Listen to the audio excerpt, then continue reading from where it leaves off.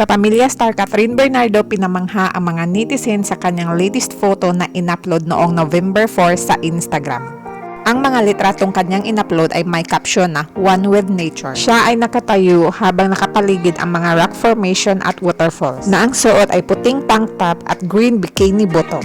Hindi napigilan ng kanyang mga fans ang pinakita ni Catherine Bernardo ang pagka-toned ng kanyang katawan. Kamakailan lang din ay napansin ng kanyang mga fans at mga netizen ang pagpapapayat ni Catherine Bernardo. Inihayag din niya sa kanyang vlog ang pagdedikasyon niya sa kanyang health and fitness. At sinabi niya sa kanyang vlog na nag-i-exercise siya 4 times a week and focused siya sa kanyang cardio. Kaya kitang-kita ngayon ang pagka-toned ng kanyang katawan dahil sa dedikasyon niya sa pag-i-ehersisyo. Ito ang cute na video ni na Alora at Catherine Bernardo na nagsasayaw.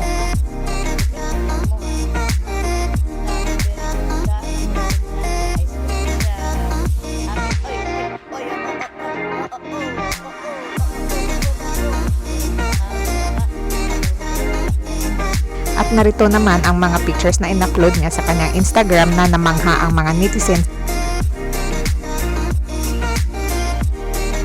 Inula ng magagandang komento ang post ni Catherine Bernardo dahil sa bagong hubog at very toned ng kanyang pangangatawan. Narito din ang mga komento ng mga kasamahan niya sa showbiz.